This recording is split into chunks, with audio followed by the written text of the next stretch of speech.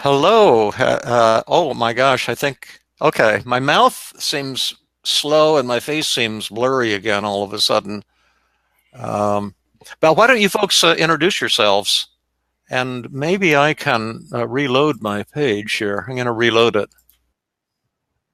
Okay, so maybe we should.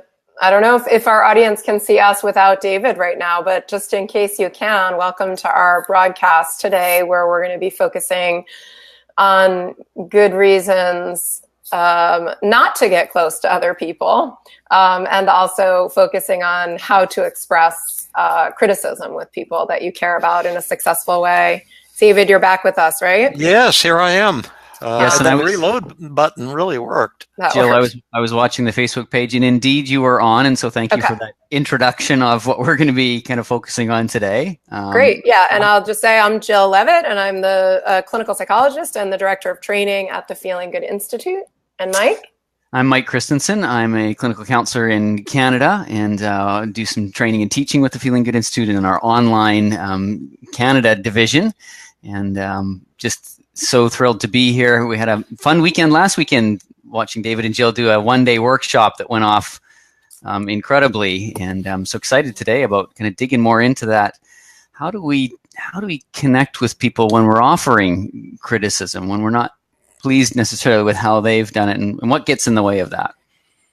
And I'm David Burns. I'm the author of Feeling Good, the New Mood Therapy, and just grateful to be here working with both of you. And I want to second what you said. Working with you, Jill, last week in our full day workshop was just an amazing experience. I just thought you were spectacular. Of course, I always think that, but it's always true.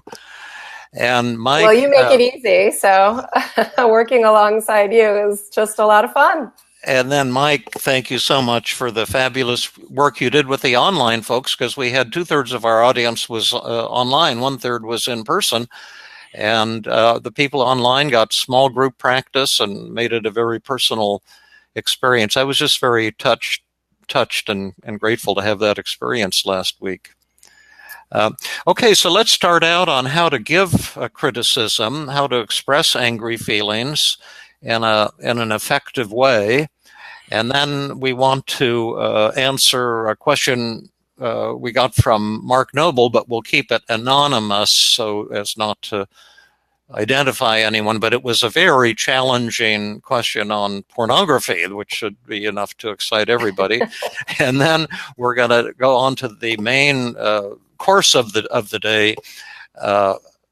One of, I think, is perhaps the most important and fantastically interesting and exciting topics in psychotherapy and perhaps all of life at this time is why is it so hard for people to develop loving, intimate relationships? And I've been raising the question on my Feeling Good podcast and things for a number of weeks or months here, saying, when therapists come to our group, they can learn to use the 5 secrets of effective communication to do far better empathy work with patients and start getting perfect empathy scores most of the time, and learn to handle criticism and convert it into warmth and trust almost instantly in almost all cases, not 100%, but certainly 90% using the 5 secrets.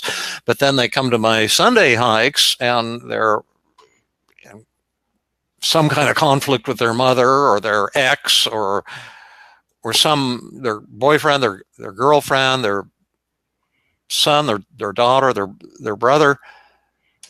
And then all of a sudden it's 6 months later, 12 months later, and they're still in conflict with that person, and they're still not using the 5 secrets of effective communication. And I've been scratching my head and saying, why is this?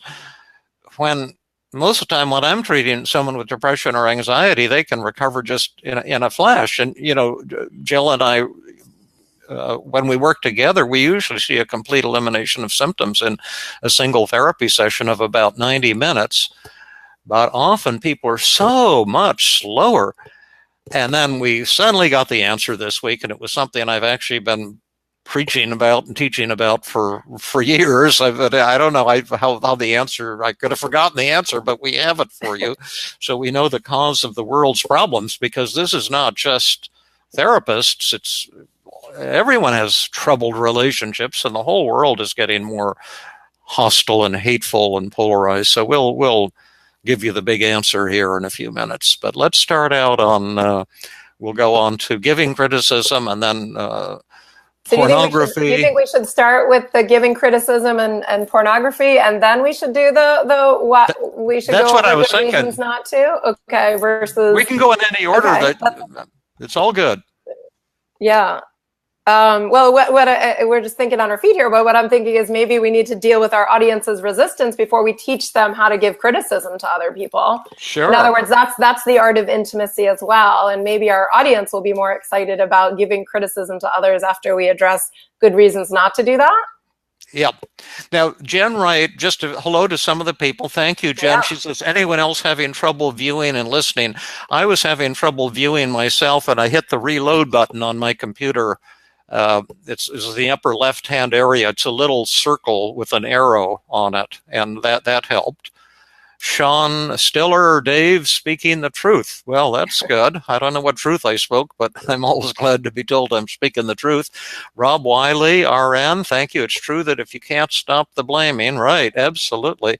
Samir Patali, thank you for taking up this topic. For me, the timing couldn't have been better. Thank you. Lisa, please share this broadcast now so others can watch it as well. Yeah, she's saying share it with your friends. We're trying to build up our audience. It seems on our best broadcast we can get about 1.5 thousand views over a week or so, and it would really be neat to see those numbers climb. Mark Noble, hello, and we have an answer for your question. We won't reveal any identifying information about anyone. It's a general topic of great importance to people these days. Kathy Thorpe, hi.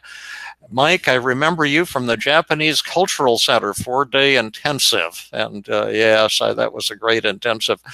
And Sean Stiller, hi, David, Jill, and Mike, and Phil McCormack, hello, and all these good TJ Lucian, Raj Oswald, and so forth. So why don't you get us started, Mike and Jill?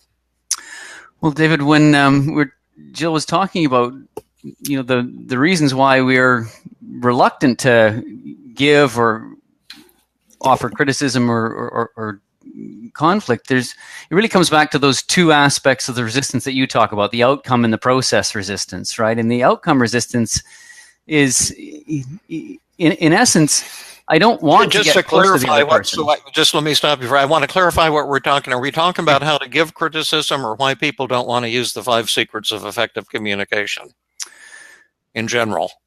Because we've got all of these wonderful 75 reasons that therapists put up. Great. Let's go with all the reasons. Yeah, not to use the 5 secrets, right? Yeah. Which encompasses giving criticism, receiving criticism, right? Yeah.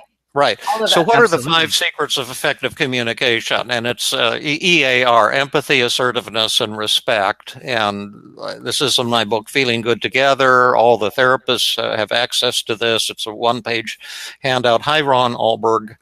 Favorite Ron. He's calling us Ron favorite. Ron is going to be a big help today, I think. Yes, he is. And totally. I've got your fabulous list here, Ron, of all the reasons not to use the 5 secrets.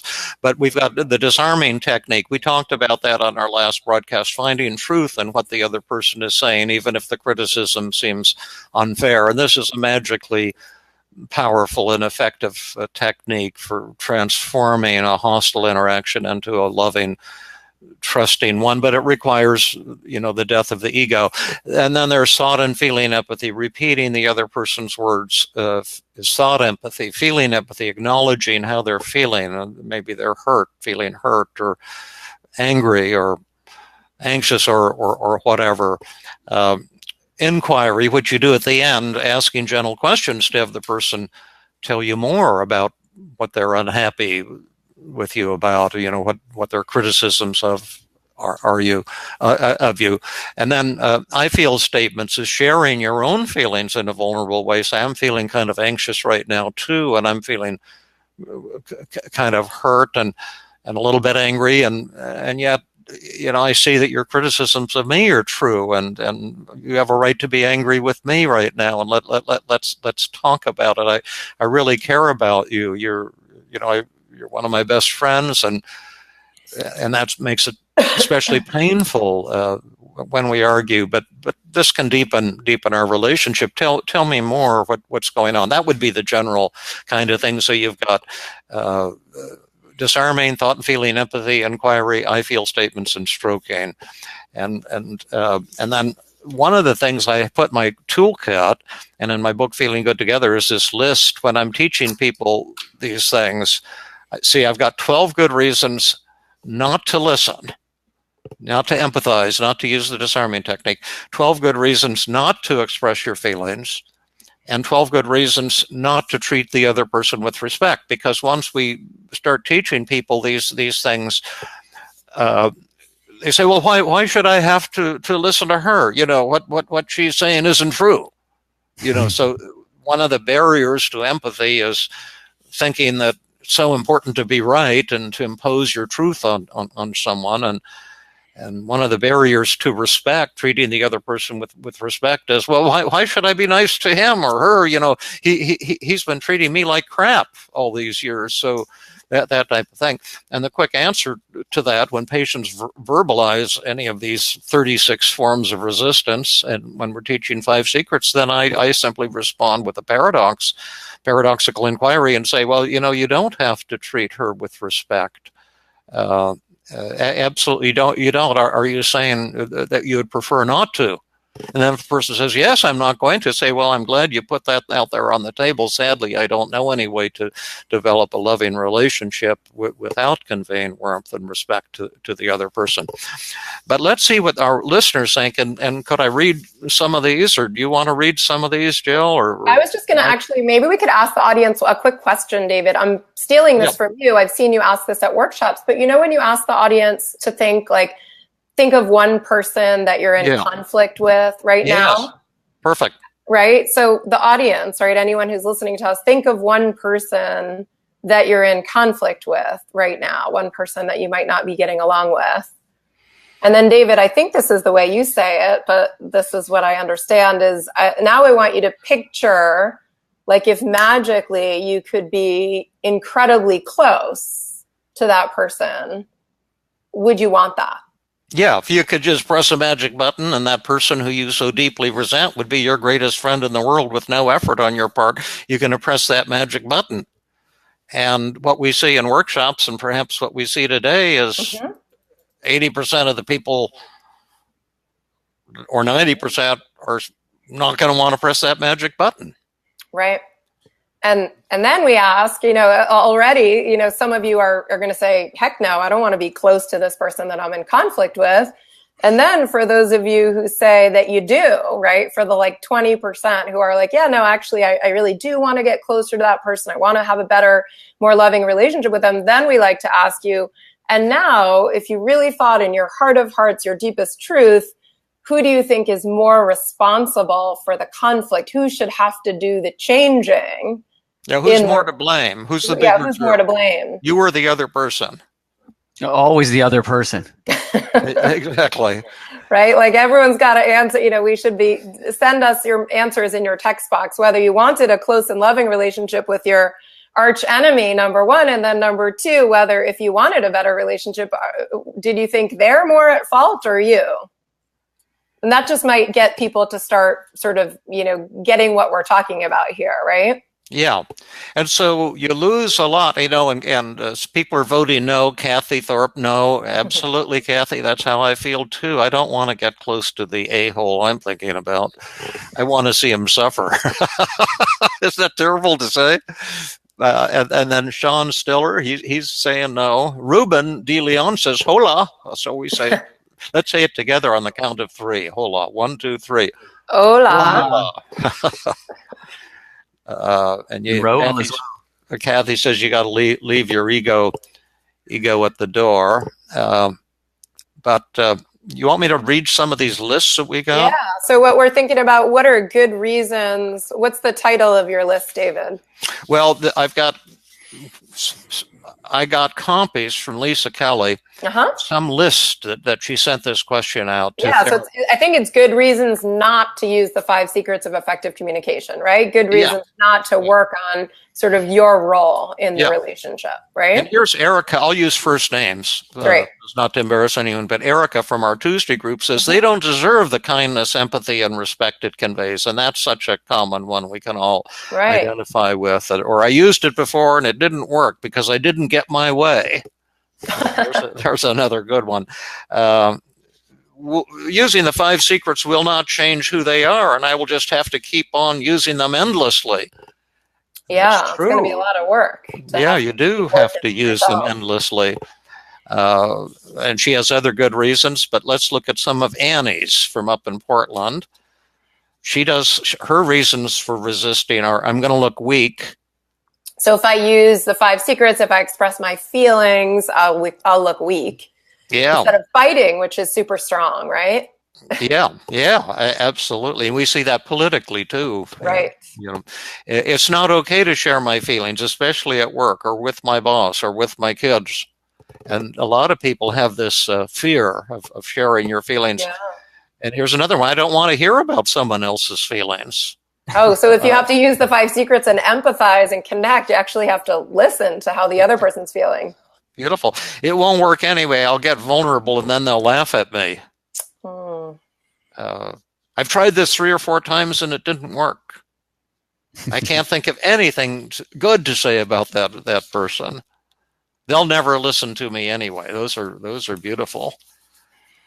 Richard. And maybe we can, while you're reading some of them, we can also ask the audience to type in your chat box if you can come up with any unique good reasons not to, like we've got lots of tools to show you, lots of skills to share with you that will help you get closer to people that you're in conflict with and help you share your feelings. Maybe you can type in your chat box, what are good reasons not to want to use these tools? Yeah, not to want to share your feelings openly. Reasons not to disarm the other person, to see the truth when they're criticizing you or when you're in a conflict with them. Reasons not to see the world through their eyes or and also reasons not to convey warmth and respect to somebody you're ticked off at. Rob asks a good question here. He says, it's easy if it's just aggression or disagreement, but what about actual transgressions? Right? How do you do that then? When someone actually does something that hurts you? Yeah. Yeah. Well, one thing about that question, if you want to ask a question about communication and how to resolve a particular conflict with a person, we're kind of looking at all the reasons right now not to use the 5 secrets. So maybe we won't address that question. But in general, I will never answer a general question like that about communication because it's just your bullshit and then my bullshit. Yeah, and no one will ever learn anything. So if you want help from us on how to handle a conflicted situation, you have to give us what one thing the other person said to you and exactly what you said next, and then we can make magic for you. So you want to hear what Richard said? Yeah, he had some great ones. Yeah. This is a brilliant guy at the Feeling Good Institute. Yeah. But again, I won't use last names, but Richard at the Feeling Good Institute, because there's so many of them. Yeah. He says, I love resistance works. Here are just a few of the good reasons not to use the 5 secrets, and he's listed 35 of them. So I won't read them all, but it protects me from seeing my flaws. Yeah. The other person doesn't deserve my good communication. Protects me from feeling inadequate, if I try to use these techniques and fail.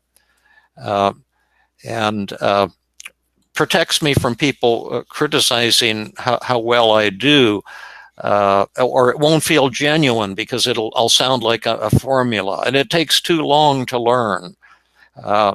And a lot of Richards are, about fearing he'll use the 5 secrets poorly and screw up, and this will be embarrassing. Can I read one that's Yep. great here from the audience? Sean yeah. Stiller wrote a great one here. So ignorance is bliss. He's saying, I used to feel so certain that I was the victim and blaming other people before I learned the 5 secrets. Now that I learned the 5 secrets, basically, now that he realizes that it's his responsibility to change, he says, now I feel like a failure often.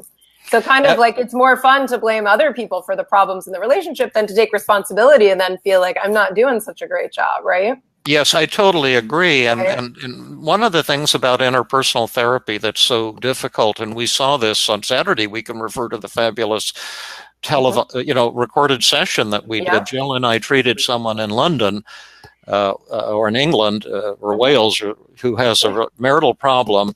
And one of the difficulties with interpersonal therapy, see, when I'm treating you for depression, you think you're a loser. Every depressed patient thinks I'm no good, I'm hopeless, I'm a bad human being. And then you find out those are distorted thoughts. You find out you're way better than what you thought, and you feel euphoric and you love us. Now, when I'm treating you for a relationship problem, you already think you're a winner and the other person is a loser. You think you're a victim.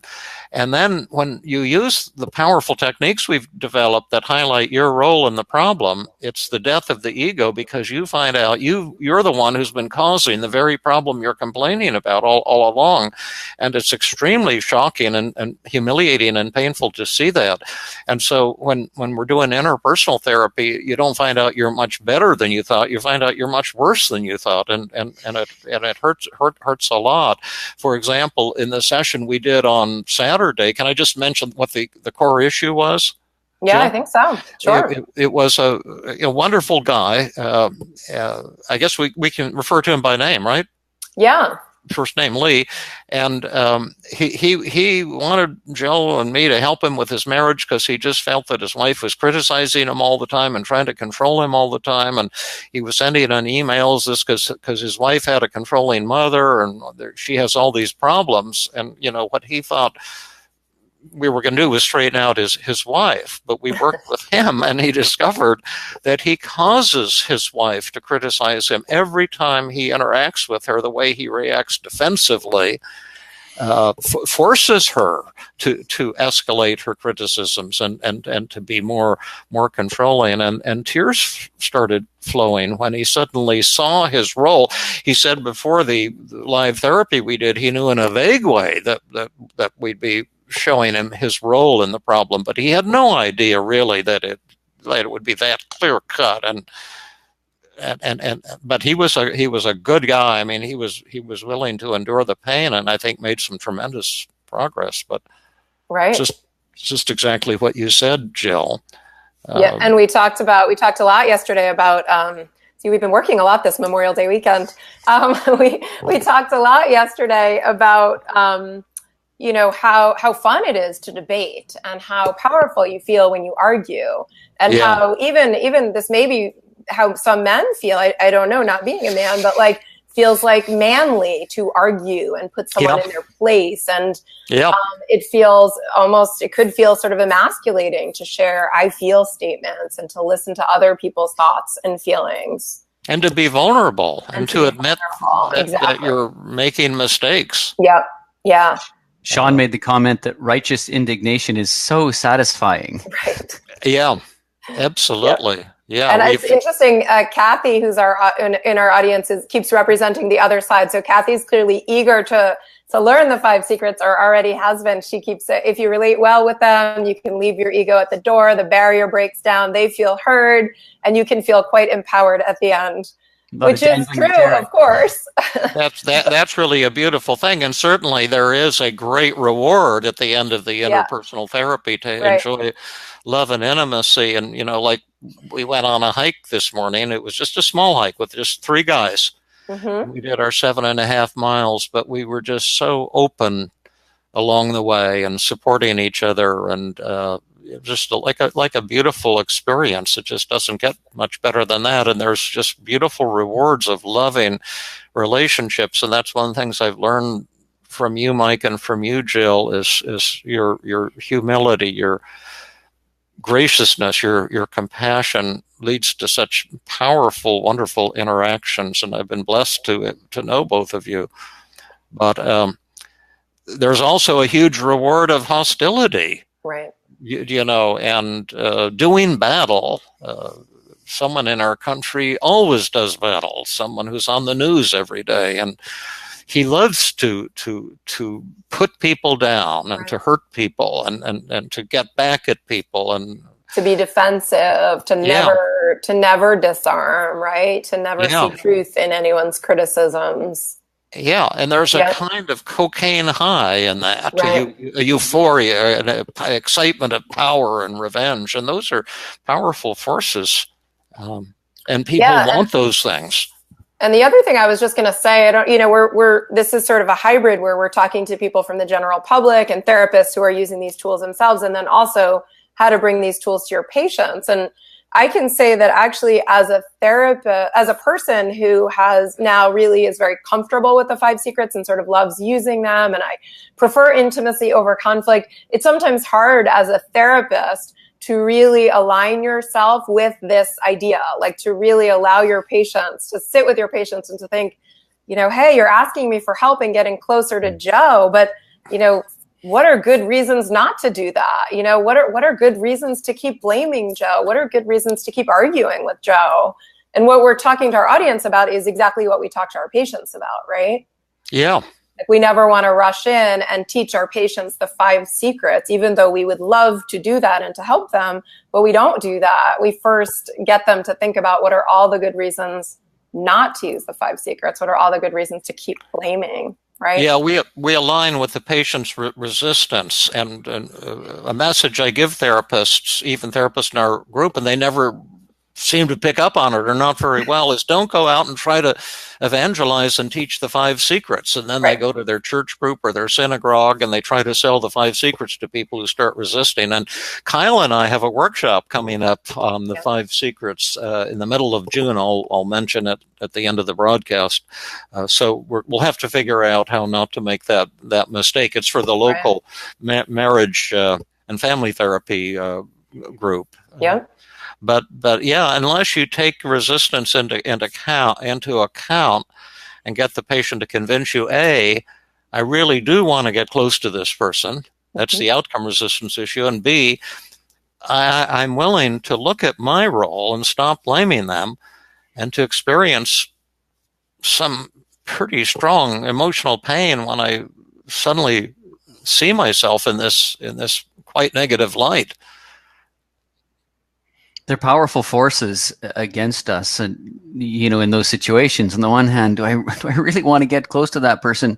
And secondly, do I want to do the work that it's going to take? Because it's humbling, it's painful to look at my mistakes, my errors, the way I'm forcing the other person to actually, interact with me in that negative way. And if I don't, even if I kind of look at my responsibility as only 2% to blame, I have to look at my 2%, and I can turn it around with that 2%. But do I really want to? And it is hard work. It's hard work to learn them. They're not easy to learn. They're not natural for us. Oh, that's right. It really takes a commitment to learn the 5 secrets. We make them look very simple, but it's kind of like you could watch someone sit down at a piano and start playing and making beautiful music, and you could say, oh, that's simple. Yeah. And I'll just sit down at the piano and start pushing on those keys, and then it sounds crappy. And you have to continue practicing them too. You could be a concert pianist, but if you don't play the piano for 10 years, you won't be as good with it. You still need to practice. You need to continue to grow, and our interactions change with different people. And so it's a lifelong, it's kind of a cool opportunity because you get to have this lifelong learning and developing deeper connection. Yeah. Right. But it is hard work. Yep. Well, should we move on to another topic, or do you want to hear more reasons not to get close to people, more reasons not to use the 5 secrets, or what do you guys think? We could ask our audience. I guess they get to decide now. Do you, given all of these fantastic reasons not to learn the 5 secrets, maybe we shouldn't teach them to you. Maybe you should keep blaming others. And we shouldn't, we shouldn't focus on how to share criticisms in a warm and caring way. And we should spend more time talking about how much fun it is to blame other people. Or if the audience wants to start to think about, how to share their feelings with other people openly, then we could move in that direction. Lisa's saying, let's hear some of Ron's ideas. Should we have the audience share their thoughts? Ron, yeah, where's Ron? Like he's in here somewhere. Well, I've got Ron's his ideas. You mean what he wrote in? I've got Ron's thing here. Yeah. He's got like 37 or something, doesn't he? Yeah, I've got them here too. Lisa wants to read all the reasons not. Ron. Yeah. Is he the one that starts? It's too damn much work. Yeah, that's Ron. Okay. All right. Well, I've got your list here, Ron. You've got 37 stellar reasons. Number 2, why should I have to use this if the other person isn't going to play fair? That's a good one. If I do an effective disarm, they'll think they won. Yeah, and oh man, we don't want them to win. 4, which we've heard several times, I'll look weak. And 5, which is the same as what Richard said, I'm no good at them anyway, or I'll screw up when I use them. Here's a good one. Number 6. I love your number 6, Ron. I'm mad at them, and I wouldn't do stroking if they were on fire. Let them burn at the stake. That's so cool. And while it's humorous, we actually do feel that way at times, right? What do you mean at times? How about frequently? Frequently. Yes, there you go. Let's just be raw and honest here. I don't care what they're feeling, so why should I use feeling empathy? I don't care what they think. Why should I use thought empathy? I can't listen effectively if I have attention deficit disorder. It's genetically impossible for me to be loving and compassionate. Right. That's a good one. It's too much work to try to remember what they said. I don't really want to look at my own behavior. See, that's the biggest point there in the whole world, Ron. Much less admit that I might be wrong. And there is no truth in what this moron is telling me. Yeah.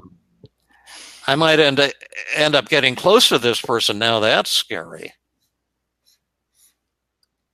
We might end up friends. I don't need friends, especially needy ones who want to talk about their feelings. On and on. Those are beautiful. Oh, here we got to get Lisa's. Here's Lisa's. Somebody needs to teach that jerk a lesson. I think she's referring to me. I thought maybe it was me. Someone needs to stand up to these inconsiderate parents who don't watch their kids in public. She doesn't care if her child wrecks this store, so she should feel ashamed of herself. These are great. How about Sharon?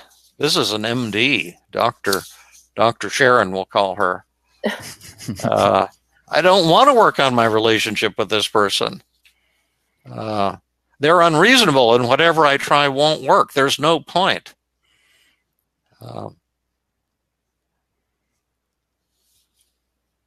I'm tired of being a doormat and doing all the work in our relationship. And I've often said enlightenment is a lonely road because, you are the one who's going to have to do all the work. And if you wait around for the other person to do this for you, you'll be waiting forever because it's not going to happen. And I used to have that resistance a lot in the early days when I was developing these techniques and learning them. And I've heard them from tons of patients. Why should I have to do all the work? When's my wife going to do some of this for me? So what we usually say to our patients is, you're absolutely right. You certainly shouldn't have to do all the work, and you don't have to do the work. We also, though, dangle a carrot, right? So we like to let our patients know that, I say something like, I'd love to help you to have a closer relationship with your wife, and I have some really, wonderful tools. And I think that if we worked hard together, we could really turn things around, and you could have just the relationship that you wanted. But it might seem kind of unfair to you because you would have to be the one to do the changing, right? You're here asking for help and she's not. So while I think we could do some great work together, at the same time, you'd have to convince me that you want to do that work. You'd have to convince me that it's worth it to you and that you're willing to put the hard work in order for us to do that. Beautifully said, right? Jill. Yeah. A couple quick comments from Magzin Gabdiola. Probably didn't pronounce it right. Hello, everyone. I really enjoy these live broadcasts. Thank you. Sean Stiller, we're talking about the dark side of human nature. Absolutely. And if you don't deal with the dark side of human nature, you're going to be an ineffective therapist when it comes to relationship problems. And also, I would say that I have a whole bookshelf full of marital therapy textbooks. And I used to go to the workshops on them right and left. And they were all trying to sell intimacy to patients. And, well, we've got these techniques to make your marriage more loving, and we've got those techniques. And they don't work most of the time because you're not dealing with the dark side of human nature, what we've been talking about, the outcome resistance, the motivational factors. Maybe you don't want to get close to that person. And if you do want to get close to them, are you willing to pay the price of intimacy, which is the death of your ego, and looking at your own role, looking at discovering how you're, nine times out of 10 at least, you're the one who's causing it, who's provoking the problem. And that's so politically unpopular because you're supposed to view everyone as a victim. And there is, of course, all this mean-spirited stuff going on in the world. But anyway, Mike or Jill is now going to point us in the right direction. Well, Mark wrote, Jill, that was so neat when you said that maybe you shouldn't teach us the 5 secrets. I had an instantaneous emotional reaction of, wait, no, I want to learn them. Totally unbidden, strong emotional reaction. Very cool personal experience of what happens during the paradoxical agenda setting. That's neat. So maybe we could shift gears certainly and talk about kind of using I feel statements when we want to share, criticisms or make requests of other people. This idea of, instead of criticizing others, to share our feelings with them. Yeah. And then after that, we'll do pornography. Yeah, I think it kind of falls in the same category, I think. Yeah, but right. This idea of sharing feelings. Well, that's an absolutely awesome point you just made. So why don't you start us off on this, Jill? Well, you know what, David, I was thinking, I'm happy to. I also was thinking, that you have this wonderful story that you tell of when you had a patient who came in to see you. And I think he was fairly disheveled and he smelled really bad. And he talked about, hurting women and things like that. Yeah. And this seems to me like such a beautiful example of sharing what would feel like such an incredibly hard criticism with someone, and you did it in such a caring way. Yeah, I had a fellow was referred by his parents because they thought he was depressed and alone and lonely and drinking constantly. And he was a construction laborer, and he was. I had the greatest feelings of dislike for him of any patient I've ever worked with, and I've always had the philosophy that if you're upset with a patient, you have to tell them instantly, immediately, or it's going to go down the drain. But it was very, very difficult for me because he would come to sessions covered with urine. It seemed like he just smelled like an outhouse. I don't think he ever bathed hardly. And then I had cloth chairs so that when he left, the pee smell stayed on the furniture. And so the next patients would think maybe I'd peed in my pants or something. And it took a whole week for the smell to get out of the office. And then he'd come in for another session and stink it up again. And then all he did in sessions was talk about how much fun it would be for him and me to go out and get drunk at night and rape women. And it was just disgusting to me. And then he wasn't doing any psychotherapy homework. And I was trying to think, how am I going to tell him this? And because my philosophy, I've got to tell him. That's my rule. But I have to tell him in a way that will be flattering to him. And I was thinking, how in the world am I going to do that?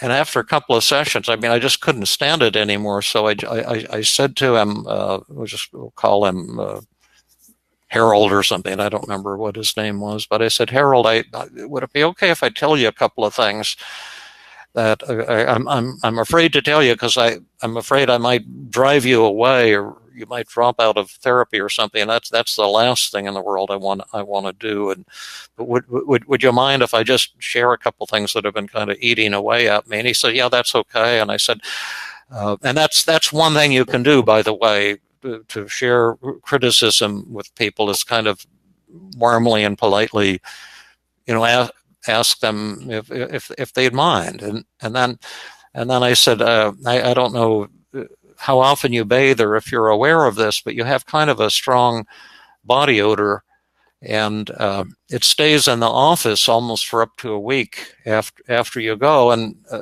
patients have been complaining about it, and it's been kind of bothering me, and I want to just pass that along to you. And then another thing I've noticed is that you come to sessions and you talk about how much fun it would be for you and me to go out raping women at night and getting drunk and raping women. And I don't know if you've asked yourself how I might feel about that, but tell you the truth, it's really disgusting to me, and it upsets me an awful lot. And then you don't do any psychotherapy homework. And I find myself thinking, gosh, I wish this guy would drop out of therapy. I find myself wanting to get rid of you. And then I thought, wow, this is really exciting. What a cool thing that I want to get rid of you, because this is the very issue you came in for therapy for, that you're not close to people and you don't have any buddies. And here I am, someone you're paying to hang out with, and I actually like you a lot, and yet I'm feeling pushed away. And I thought, wow, we could talk about that and really develop a better relationship. So I thought, if I told you these things, maybe it would bring us closer, and that's why I decided to take a chance and tell you. And he didn't seem bothered by it at all. That's just my phone ringing. I hope it doesn't upset anyone. He didn't seem bothered by it at all. And he came back the next week. It was all cleaned up, and he had an agenda for things he wanted to work on. And he started doing his psychotherapy homework. And it was really the turning point in our work together. David, I was noticing a couple of the different 5 secrets that you used just so masterfully. The one was stroking, where you found positive and affirming things to say right from the very beginning. I don't want to push you away from therapy. And then inquiry on a few occasions, and then lots of I feel as well. Yeah. Those 3, it was just all woven together like that music that sounds sweet when you hear it.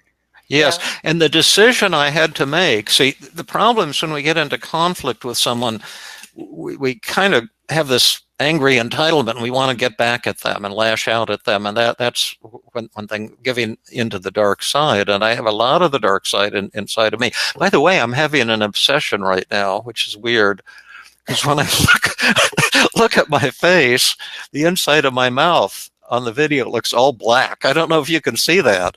No. I'm thinking, oh my gosh, my mouth is all black. It looks really weird to me.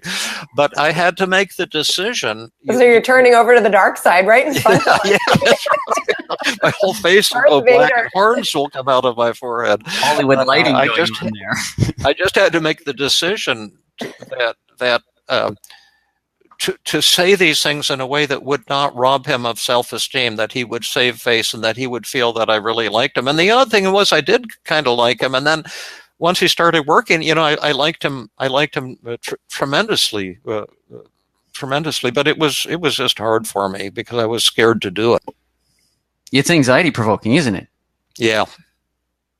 Absolutely. Yeah. And I was also going to share, let's see. I was thinking. I have a couple stories where this came up for me. But I was recently working with a couple, and a lot of people think, "Oh, women are all about sharing feelings, and men are not." But I was nothing could be further from the truth. But there are no women in the United States, aside from you, Jill, and 1 or 2 others, who can deal with emotions, and no men can either. We're all in the same boat.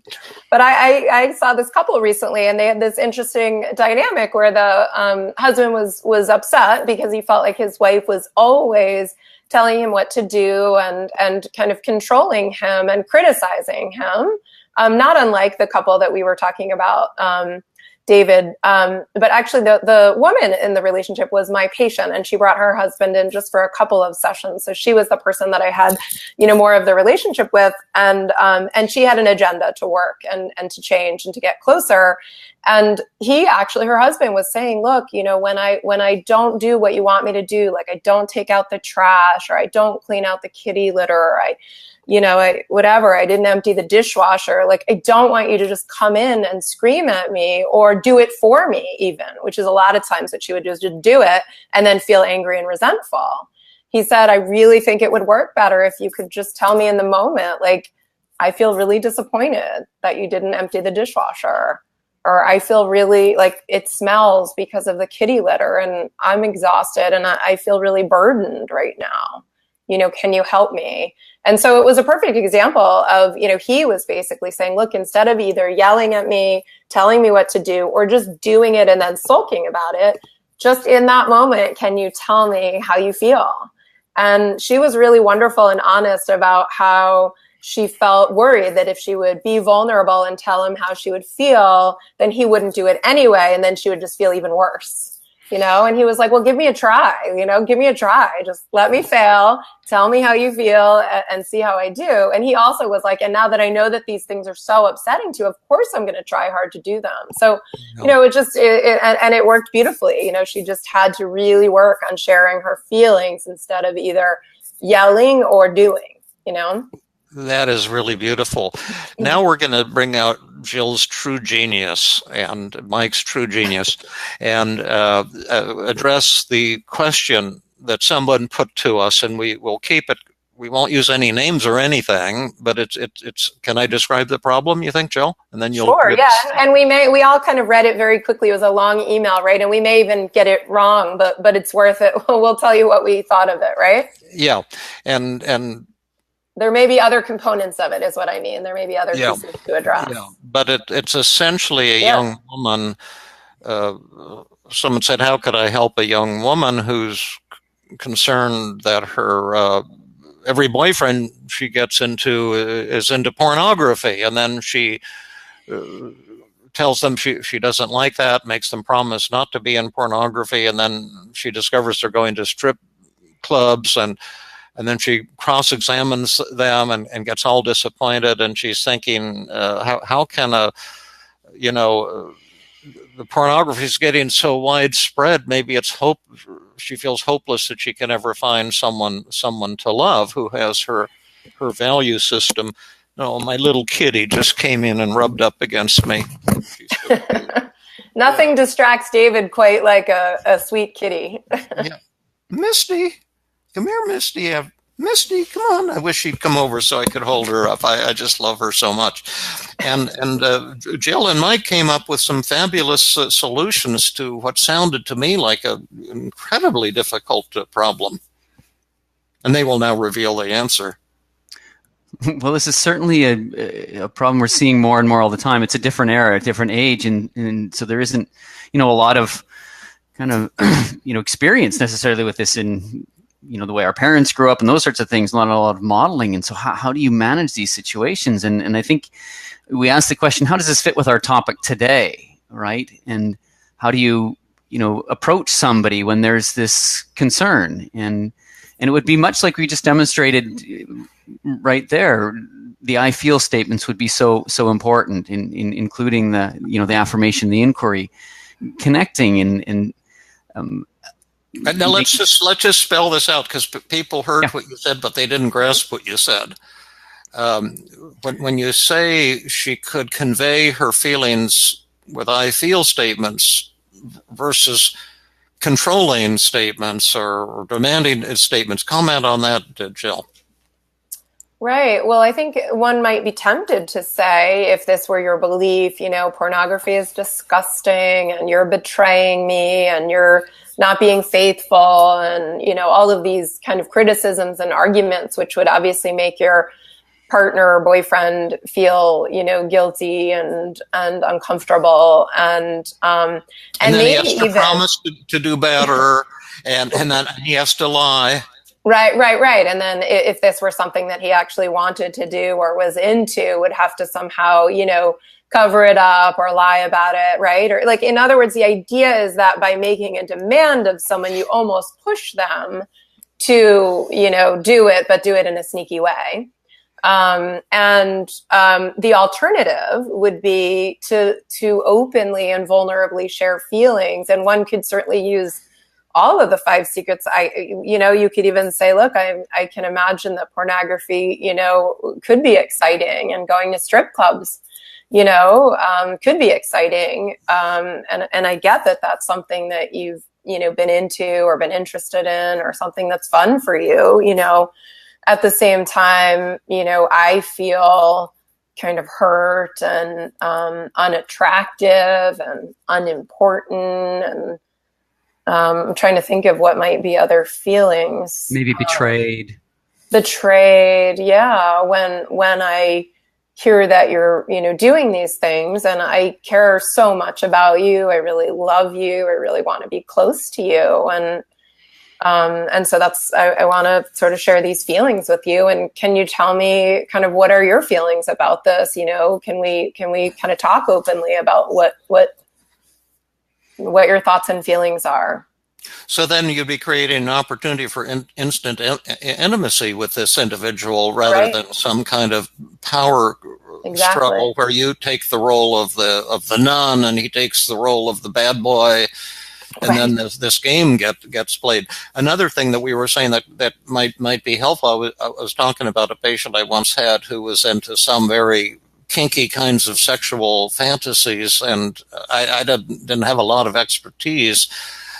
So I sent him to a colleague who specialized in sexual issues. Mm-hmm. And the colleague just advised him to, find groups of people with similar sexual interests, and to find a partner he could, engage in these kinds of things with. And that had never occurred to him. And he did that, and it worked out really well for him. And so I was thinking in terms of this question that someone posted to us, if you're allowed to find kinky colleagues to hang out with, and people with your same sexual preferences of bondage or humiliation or whatever, cross-dressing, whatever your thing is, that maybe aren't we also permitted to find people who have the same value system that we have? I'm sure there's a lot of people who would prefer more of a pure kind of relationship, and that to think that there are no men involved in the world who have your value system, I don't think that would be right. That would. But the idea is that you do a much better screening job, actually, if you said to the person, kind of, here's how I'm feeling, and how do you feel about this? Kind of, what does this mean to you? How important is this to you? Like, what function does it serve for you?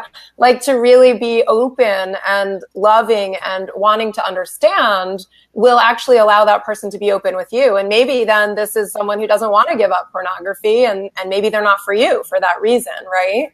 But if you tell them that you don't want them to use pornography, then, it just sort of pulls for the like, okay, I won't, and then I'll go use it and not tell you. I just love what, go ahead. On the flip side, this gentleman may be somebody who actually has a similar moral kind of value, but is really struggling with it. And then when that dynamic happens, kind of feels like, I need to just get that bit of release or whatever, and or I got to sly entertainment. The dark side. Right. What we're talking about a little bit is the philosophy that we bring to human relationships. And Jill, I just thought what you were modeling and showing right now was just fantastic, just spectacular. And it's the idea that the I think it was a Jewish theologian, you would know this, Mike, trying to think of his name, but it's the I-thou versus the I-it relation. Martin Buber. Yeah. Yeah. And what we're talking about is that, the stroking part of my model, which is such a crappy word for it, but especially when we're talking about pornography. Yeah, exactly. Yeah. But I've just never come up with a better one. But what it means is in any conflict with someone, that's one of the 5 secrets of effective communication, is to convey warmth, compassion, respect, to show an interest in how the other person is feeling. And it's just the opposite of what most people do most of the time. The dark forces prevail, and we get into what he called I-it relationships, where you think the other person is an object to be manipulated, to be defeated in a competition, or exploited, that there's some battle going on. And then when you model, Jill, the I-thou relationship, it just, I don't know, to me, it's just jaw-dropping. And in the past, I've talked about how I know of 2 women who were captured by serial killers, serial rapists, and used the 5 secrets of effective communication, and they were saved because they didn't buy into they treated the person with respect, which you'd think is the last thing you'd want to do to a serial killer, but it's the first thing you want to do because it blows their game. Mm-hmm. And I won't go into the details of it right now. I've probably talked about it previously anyway, or I can do it on the next podcast if people like, but it was jaw-dropping. One of the men even turned himself into the police because she had been so warm after he kidnapped her. He didn't touch her or hurt her in any way. But she did just exactly what you modeled, Jill. Yeah, I was going to say, I have one other super quick, sweet story, and I know then you might want to work on wrapping us up soon, David. But yep. This is something that we not only practice with our patients and teach our patients, but we practice it with our loved ones. And I recently had the sense that maybe I had taught my 2 boys well. I have a 10-year-old and a 13-year-old. And actually, it was maybe a year or so ago. He was probably 8 or 9. And my son, I was hurrying him. I was rushing him. I was giving him a quick bath. And probably the whole time, like, come on, Andrew, come on, we got to go. Some obnoxious parenting move because I just wanted to be done for the night. And my son just looked up at me and he said, "Mom, I feel so pressured." And I just stopped dead and was like, done. I just couldn't, I was like slowed down 100%. And, just was like super present with him because all he said was, "I feel so pressured." Now, if he had been like, "Mom, why are you rushing me? Why are you in such a rush?" I would have defended myself, right? I probably would have been like, "Well, because I'm tired and I want to get you to bed." But like, all he did was this sweet little "I feel" statement. Yeah. And I couldn't have felt closer to him. And I had no desire to put him to bed. I just wanted to hang out with him, That is so neat. That's beautiful. So neat, so magical. Well, there is magic in this. By the way, Kathy Thorpe, I think, said, could we bring in Fabrice on one of these podcasts? Because she loves his questions. So, but we could do that because we can have up to 4. And if he wants to join us, I'll pass that on to him. I have a few incredible interviewer. Some announcements. A few commercial announcements. I'm doing 2 workshops in Canada, and Mike is going to be with me, and we're also going to do a live demo at each one. And it's Scared Stiff, my 2-day anxiety workshop. I'd say it's a pretty darn good workshop. It's been one of the best received workshops I've ever created. And it's going to be in Calgary on June 4 and 5, and then Winnipeg in June 6 and 7. And you can get the contact information for that and all of my workshops if you just go to my website, feelinggood.com/workshops. You can go there now and see how to register if you're interested. Then also, I've got an intimacy training 1-day workshop in Mountain View, California, sponsored by the local Marriage and Family Therapy Association, on June 15th. And Kyle Jones from our Tuesday training seminar, he's a 3rd-year PhD student at Palo Alto University. Really cool guy. He's going to be there with me with some of the small group exercises. And this is going to be an intimacy training workshop for therapists to teach you what we're talking about today, how to use the 5 secrets of effective communication with your challenging patients, clients, and also with your challenging, difficult loved ones. and it'll be a very experiential day. You have to have a few PowerPoint slides to orient people, but it'll be mainly practice, and feedback. David, are you on next week for Facebook Live, or are you traveling that day? Because I know I will not be here because I'm on my way to Calgary to meet with you. Thank you. No, we won't do Facebook Live this coming Sunday because, you and I will be on our way to Canada. You'll be in Canada already. But we will reconvene in 2 weeks from today. And will you be with us, Jill? Yes, I believe so. Should we do intimacy part 3? I would certainly be open to that. Yeah, let's see. Mike? We'll have to put our heads together and see what more. Yeah, what else? Yeah. We'll send out a blurb about it. And David, did you mention, maybe I didn't hear you, but that people could go to feelinggood.com, right, to find out more information? Yeah, my workshop page. You go to feelinggood.com/workshops, and then you'll see if you want to get more information about these workshops or link into them. And Kath, go ahead. One thing is somebody asked a question about how we do 5 secrets with dating, and that's coming up as well because you're going to do a Facebook Live with Angela and Kyle, I believe, in June here, right, David? Yes, yeah, absolutely, and that might be on that date. I'm not looking at the calendar now, but yes, we're also going to look at the other half of intimacy, which is the dating scene. Right. Yeah. And there's a kind of a dating game that you have to learn to play a little bit, which is different from this the intimacy training we're talking about here. Jonathan asked, will there ever be any workshops in Southern California, or are they always in Northern California? There will be. I think I'm going to be doing 2 sponsored by the Institute for the Advancement of Human Behavior, IAHB, and they'll both be in Los Angeles, my trauma workshop in the fall. And so once the details are worked out, I'll post it again on my workshop page on my website. And people are asking, of course, you can always email questions to David or myself or Mike, and we will try to bring them up in the live broadcasts and address your questions. Yes, and if you have a question about an intimacy problem, remember, what did the other person say and what did you say next? Yeah, specific as possible, right? Yeah, all this good stuff flows from there. And if you have a general question, we probably won't be able to answer it because it's just on the bullshit level. I don't mean to be insulting, but that's the facts. But if you give me an actual moment of an interaction, that's like a fractal. And that's the whole key conflict that you have, and we can do fantastic work showing you why that's not working for you and how to respond more effectively. Yeah. Thank you for all the kind comments. Tell us what you like and what you don't like, because we're wanting you to shape this.